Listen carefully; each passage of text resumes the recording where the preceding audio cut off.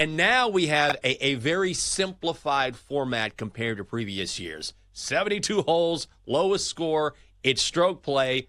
Do you like this format better? I do, Chelsea. Jenks, good to be with you. I can't believe the season has come to this rapid conclusion. I was out with you guys, remember, in April talking about the Masters? Yeah. And where has time gone? But I do like the format, and I had no problem with the staggered start, where in years past, Scottie would start at 10 under, second place would start at 8 under in the FedEx Cup points, 6 under, 4 under, and down the line. That never bothered me because once we got past the first round, nobody even really thought about the strokes anymore. But it was so boring.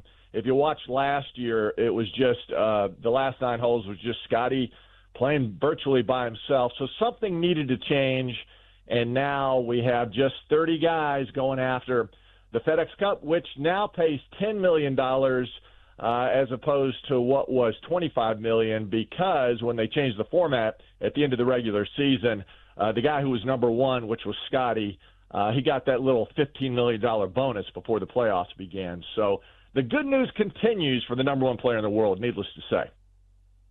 Right. So Scottie Scheffler is plus 170 over at BetMGM to win the Tour Championship. Those are crazy short odds. Like, we're talking about like peak Tiger Woods odds for somebody to win a golf tournament, which we know is really tough. But Scottie Scheffler, the run that he's been on, like, try to lay this out for people who are not fans of golf. Like, what have we seen from Scottie Scheffler? What is the level of dominance he's been on? Well, Chelsea, it's pretty amazing. And listen, as we mentioned, there's only 30 players, right? So Scottie, the dominant number one player on the planet, only has to beat 29 people. I mean, talk about that. That just inflates his chances.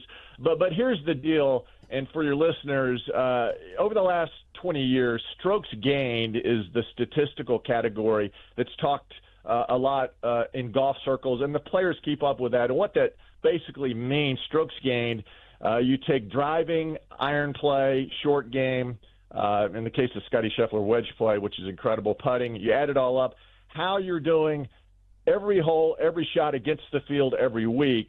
And, guys, this year, coming into this week, strokes gained, he gains 2.81 shots against everybody else in the field every week. So almost he has a 3-shot advantage heading into this week. Strokes gained, I mean, it is a phenomenal statistic. And over the last 4 years, this incredible run of his, he's gotten better every year. It's 2.81 this year. It was just over 2.5 last year. The previous year, 2.2. And when he started his incredible run, he was gaining about 2 shots on the field. So here's a guy who's not resting on his laurels. He is getting better, which is scary for the best players in the world. And guys, here's the deal, right? He never changes, never wavers his preparation. Today, he'll go out 2 o'clock Eastern time, final group. He'll play with Rory. He'll go out 3 hours before. He'll go to the range. He has this club with the little manufactured grip on it that maybe you guys used as a junior golfer. You can get him at the golf store. Goes out and puts his hand in that same little molded grip to get the warm-up. Number one player on the planet does that before every warm-up every week. Never wavers from his warm-up routine. He's relentless. It is amazing to watch this guy. Sometimes I describe it as boring, but he is so much better than everybody else. And last thing I'll say, Chelsea, last week at Cays Valley, I walked the first 2 rounds. He played with Rory the first 2 rounds. Rory had skipped Memphis, so maybe he was a little rusty. But eyeball test, and I've been walking with these guys for years, eyeball test, Scottie was so much better than Rory in every phase of the game, walking with them inside the ropes for 2 rounds. I had not seen that until last week, and I walked away just scratching my head going, oh, my goodness. Rory's great, but Scottie is on a whole different planet. Doug, along those same lines, how much is it that Scottie's mental aptitude and his approach helps him? Because, Rory was in his head for so long about finally getting the career Grand Slam, and Wyndham Clark can kind of lose his mind and lose his temper from time to time. But then there's Scottie, who no matter what seems to have that calm about him. Even though he's hyper competitive on the inside, he always just maintains that level mentality. Yeah, Michael, you nailed it. Absolutely nailed it. And I said earlier this week on a show, I really believe Rory was the best player early in the year. And remember, Scottie was hurt. He cut his hand during Christmas. And Rory wins the signature event at Pebble, wins the Players' Championship, completes the career Grand Slam at the Masters. And it was a phenomenal start. But then I really sensed that he took this deep sigh of relief and just let it all out. Wow. And that's kind of how he's played the rest of the year now. Doesn't seem as focused. Almost a laissez-faire attitude, like I've accomplished all this, and I'm enjoying it, which is human nature, whereas Scottie is on such a phenomenal run, guys, and as I said before, it's growing. And it's not only physically he's better than everybody else, statistically it goes without saying, as we've documented, but mentally, Michael, you absolutely nailed it, and he is so confident at what he's doing. And as a golfer like Scottie gets more and more confident, and those statistics continue to grow, the other players going against him have a sense, I can't beat him. He is so much better than I. These are the best golfers on the planet, and I guarantee you the 29 other guys at Eastlake this week, they all have in the back of their mind, he's going to have to help us for us to win. He's going to have to not play as good as he has been for us to win. And what an incredible advantage that is, especially in an individual sport like golf.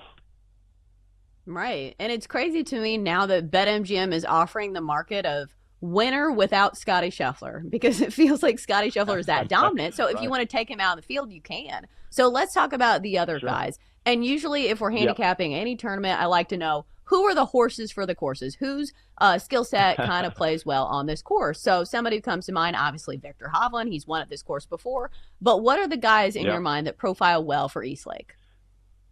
Well, Chelsea, tough golf course, number one. Beautiful golf course. Home of Bobby Jones, great history, dripping everywhere. It's fun to be here, and it's beautiful, as you guys will see on television. It's just it's immaculate, which most courses are in Georgia. They all kind of take the lead from Augusta, right?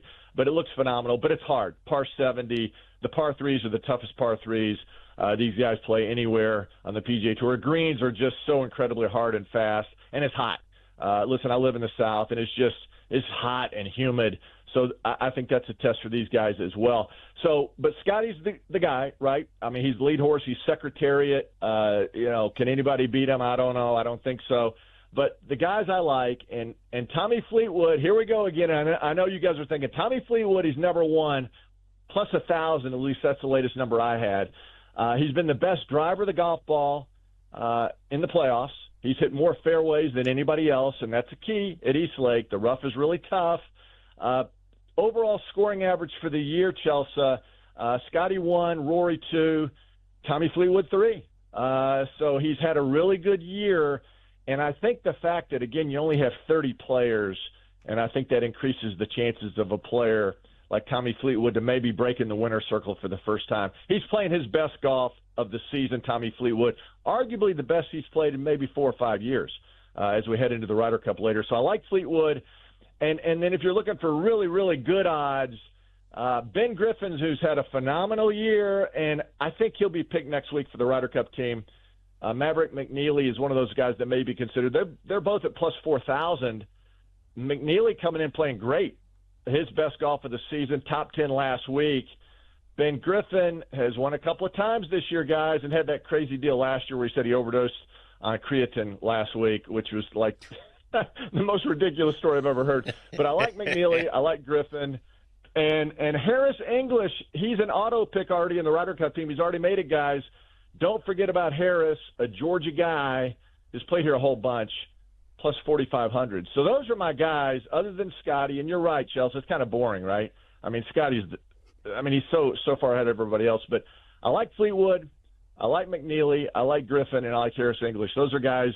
And in the case of McNeely, Griffin, and English, you get great odds. If they should come through, it could be a very beneficial week for somebody. We're talking with Doug Bell, who covers the PGA Tour for CBS Sports.